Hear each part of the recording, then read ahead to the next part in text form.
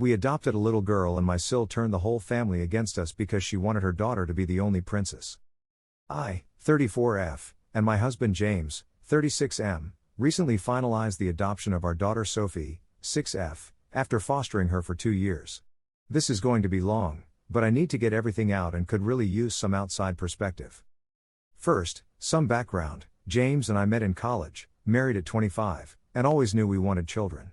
We tried for years, went through multiple rounds of IVF, and experienced 3 heartbreaking miscarriages. After the last one, which nearly cost me my life, we started considering other options. That's when we learned about the foster to adopt program in our state. The journey to becoming foster parents was intense. Months of classes, home studies, background checks, and preparing our home. James's family, especially his sister Karen, 38F, made it clear they thought we were giving up too easily on having our own children.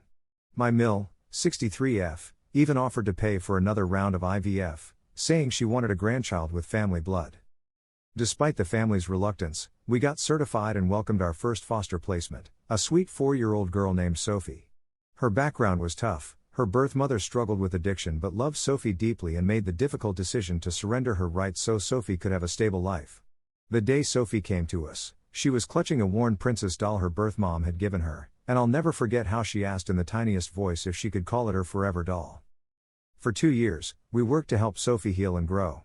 We maintained contact with her birth mom through letters and photos. She's now 3 years sober and Sophie's biggest cheerleader, attended countless therapy sessions, and celebrated every milestone.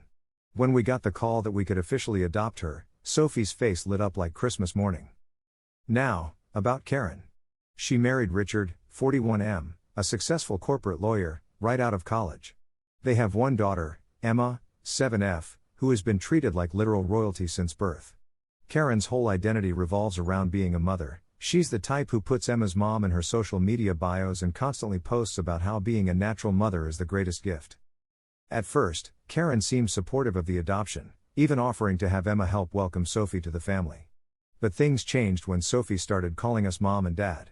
Karen made comments about how some bonds can't be manufactured and how real family connects through DNA. She would deliberately exclude Sophie from cousin activities, claiming they were for family only. The real drama exploded at our adoption celebration party. We had spent weeks planning it, wanting to make it special for Sophie. The theme was a princess finds her forever castle, Sophie's idea because she said finding us was like a fairy tale. We decorated our backyard with twinkle lights, castle cutouts, and had a professional face painter. Sophie wore a beautiful purple dress, her favorite color, and a custom sash that said Princess Sophie's Forever Family Day. Everything was perfect until Karen arrived with Emma. Quick note about Emma, she's actually a sweet kid when Karen isn't around. She and Sophie had played together happily during family gatherings, but Karen always interrupted their playtime with some excuse. Emma initially seemed excited, running to hug Sophie. But then Karen noticed the princess theme. Her face turned red, and she pulled Emma aside. Within minutes, Emma was in tears. Karen marched up to me, practically dragging Emma. "How dare you," she hissed. "You know Emma is the family princess. This is completely inappropriate." I was confused. "Karen, this is Sophie's adoption celebration. She chose the theme." "Exactly," Karen snapped. "She's not even really family, and you're letting her steal Emma's special thing. Emma has been the princess since she was born. You can't just bring in some random child and give her the same title." By this point, people were staring. My Mill rushed over, and instead of shutting down Karen's behavior, she suggested we modify the party. Maybe Sophie could be a fairy godmother instead? She offered, like that was a reasonable solution. James tried to intervene, but Karen was on a roll. She turned to Sophie, who was standing frozen with her new adoption day crown slightly askew, and said the words that still make my blood boil: "Real princesses are born into their families, not bought. Emma is grandma and grandpa's only real princess because she has their blood. You're just playing pretend." Sophie's face crumpled. This child, who had worked so hard in therapy to believe she deserved love, who had finally started feeling secure, looked like her world was shattering. She turned to me and asked, "Mommy, did you buy me? Am I just pretend?" I scooped her up and hurried inside while James dealt with Karen. Through the window, I could see Karen playing the victim, crying about how we had ambushed her and Emma with this insensitive display. Several relatives were patting her back while Emma stood awkwardly to the side, looking like she wanted to follow us inside. That evening, the text started. My mill sent a novel about family harmony and tradition, suggesting we had overstepped by giving Sophie a title that traditionally belonged to Emma. Karen posted on Facebook about how some people don't understand family values. The worst was a group text from several aunts suggesting we throw Emma a real princess reclamation party to restore her place in the family. My Phil, who usually avoids conflict, called to suggest we apologize to keep the peace. Karen's always been sensitive about Emma being special, he said. Maybe you could find another theme for Sophie? Something more appropriate for her situation? The only allies we had were James's younger brother Mike, 32M, and his wife Sarah, 31F. They have twins, 5M, and have always treated Sophie like a true cousin. Sarah was furious and called out Karen's behavior in the family group chat, leading to more drama. Over the next few days, Karen launched a full campaign against us. She told family members we were trying to erase Emma's special bond with her grandparents. She posted passive-aggressive articles about the importance of blood ties and protecting children's unique family roles. She even contacted Sophie's dance teacher, we all use the same dance studio, to complain about Sophie being called princess during ballet class. I was ready to cut contact completely, but then something unexpected happened. Emma's dad Richard reached out privately. I've always liked Richard, he's quieter than Karen and often seems embarrassed by her behavior. He revealed that Emma had been struggling with anxiety, and instead of getting her help, Karen had been feeding into her insecurities by telling her she needed to defend her position in the family. Edit. Wow, this really blew up. To address some common questions. 1. Yes, Emma has had multiple princess-themed parties, including her birth announcement, a princess arrives, every birthday, different princess themes, random princess tea parties my mill throws just for her. A princess of the dance recital party 2 months ago. 2. Sophie and Emma used to get along great. There are pictures of them playing princesses together at Christmas, before Karen started interfering. 3. We did try to involve Karen and Emma in the adoption process. Invited them to family day at foster care classes. Asked Emma to help pick out Sophie's room colors. Included them in all pre-adoption celebrations. Karen always had excuses why they couldn't participate. 4. Several people asked about Sophie's birth mom. Yes, she knows about all this drama and is heartbroken. She specifically chose us because we promised to give Sophie a loving extended family. Update, 2 days later. Things have escalated dramatically. Yesterday, Karen showed up at our house unannounced with Emma and my mill. They brought a professional photographer and a custom-made princess dress for Emma that looked exactly like Sophie's adoption day dress, only better according to Karen. They demanded we recreate the adoption party photos with Emma as the senior princess and Sophie as her lady-in-waiting. Karen said this would help heal the family divide by showing everyone their proper places. She had even brought a smaller, plainer tiara for Sophie, saying she could be a junior princess in training if she acknowledged Emma's superior status. James, who had been maintaining remarkable composure through all this, finally snapped. He told them they were demonstrating exactly why we needed distance from the family. When my mill started crying about destroying family traditions, James pointed out that their tradition of favoritism and exclusion wasn't worth preserving. Karen then made a huge mistake. She turned to Sophie, who was watching everything from the stairs, and said, "See? This is why adopted children shouldn't play princess. They make everyone sad and ruin family traditions." James literally picked Karen up by her shoulders and moved her out the door. I've never seen him so angry. He told them not to return until they could treat his daughter with respect, and yes, he emphasized the word daughter. That evening, we received 2 significant emails. 1. From Richard, Karen's husband. He apologized profusely and shared some concerning information. Apparently, Karen has been in a downward spiral since learning we were adopting Sophie. She's been seeing a therapist who suggested she has serious issues with control and validation, but she stopped going when the therapist suggested she was projecting her insecurities onto Emma. He revealed that Emma has been seeing a child psychologist because she's developed anxiety about being replaced, not because of Sophie, but because Karen keeps telling her she needs to fight for her place in the family. The psychologist had actually suggested limiting contact with Karen's side of the family until they could address these issues. 2. From my mill. Surprisingly, it was an apology. She admitted that seeing James's reaction made her realize how badly they'd handled everything. She attached old family photos and pointed out something striking. Karen had done similar things when Mike and Sarah's twins were born, insisting they couldn't call them the family babies because that was Emma's title. Update, 1 week later. The video changed everything. Mike and Sarah hosted a family dinner and showed everyone the full recording of Karen's behavior at the adoption party. Some key moments that shocked the family. 1. Emma initially running to hug Sophie and admiring her dress. 2. Karen physically pulling Emma away and whispering in her ear before the crying started. 3. Emma trying to go play with Sophie several times, only to be held back. 4. The full brutality of Karen's bought not born comment, which was worse in context. 5. Sophie's heartbreaking reaction, which many relatives hadn't seen as they were too busy consoling Karen. The fallout was immediate. Several relatives called us in tears to apologize. My Phil showed up the next day with a custom-made family love is forever princess crown for Sophie, featuring birthstones of every family member, including her birth mom. The aunts who suggested the reclamation party sent Sophie a huge care package of princess movies and a letter about different kinds of princesses in the world. Mike and Sarah's twins made Sophie a construction paper castle covered in photos of all the cousins together. We've established clear boundaries moving forward. 1. No contact with Karen until she completes family therapy. 2.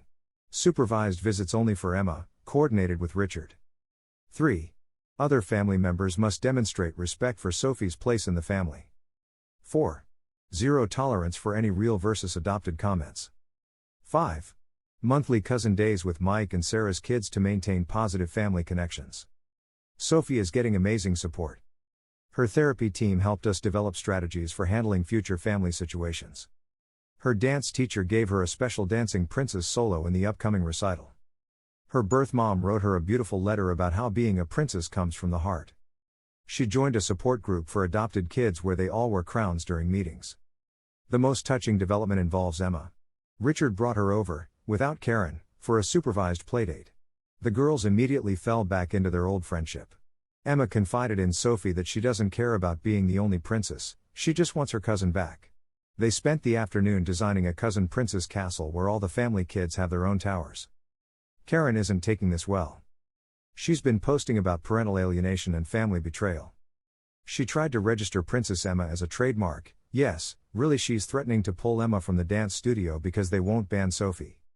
She sent a cease and desist letter about using the word princess. Our lawyer had a good laugh. But we're seeing positive changes. 1. Richard is standing firm about Emma's therapy and limited contact with Karen. 2. My in-laws are in counseling to address their role in enabling Karen. 3. Mike and Sarah are organizing inclusive family events. 4. Sophie's confidence is blooming again. 5. We're working with a child psychologist to help both girls maintain their relationship. Final update, 1 month later. I wasn't planning on writing another update, but something happened yesterday that made me cry happy tears, and I wanted to share it with the Reddit community that helped us through the darkest parts of this journey. For context, it's been 6 months since the Princess Party incident that divided our family.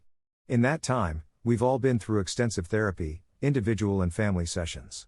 Karen has been doing intensive work with a therapist specializing in attachment issues, and while progress was slow at first, we're finally seeing real change. Yesterday was Sophie's 7th birthday. We kept it small this year, just immediate family and a few close friends. We specifically didn't do a princess theme because Sophie wanted a science party. She's currently obsessed with space. The decorations were all planets and stars, and we turned our backyard into a cosmic exploration zone. Around noon, Karen arrived with Emma. This was unexpected, they weren't on the invite list as we're still maintaining boundaries. But before I could say anything, I noticed something different. Karen wasn't wearing her usual perfectly coordinated outfit, and her eyes had that red-rimmed look of someone who'd been crying. She was carrying a large gift box, which she set down carefully before approaching me. Without her usual dramatic flair, she asked if she could speak to Sophie and me privately. James joined us in the living room while Emma waited with the other kids. Karen started crying almost immediately. Real tears, not the theatrical ones we're used to. She pulled out a worn photo album and showed us pictures from her own childhood. Turns out, Karen was adopted too. She was adopted at birth, and her parents never told anyone outside the immediate family. She grew up hearing comments about not looking quite right for the family, about being different somehow. When she had Emma, she became obsessed with proving they were real family. She projected all her unresolved trauma onto Emma's relationship with the extended family, desperately trying to cement her place through her daughter. When we adopted Sophie, it triggered all her buried fears and insecurities. Sophie, my amazing, compassionate daughter, Didn't say anything at first. She just got up, walked over to Karen, and gave her a hug. "It's okay, Aunt Karen," she said. "Being adopted just means somebody picked us specially." Karen broke down completely. She apologized for everything, the cruel words, the princess drama, the attempts to exclude Sophie. She's been working with her therapist to process her own adoption story and realized she's been carrying this pain her whole life. The gift box contained 2 items. First, a framed photo of Karen's adoption day, alongside a photo of Sophie's adoption day. The similarities were striking, both little girls in purple dresses. Apparently Sophie's favorite color is hereditary in adopted kids, lol, both clutching beloved dolls. The second item was a crystal crown, not a princess crown, but what Karen called a family crown. She had birthstones added for every member of the family. Purple amethyst for Sophie and Karen, their shared birth month. Blue topaz for Emma. Garnets for James and me. A rainbow moonstone to represent Sophie's birth mom. Small diamonds for every aunt, uncle, and cousin. Because family, Karen explained through tears, is like this crown. Different stones, different colors, different origins, but all precious and all belonging together. Emma came in during this conversation and immediately joined the group hug.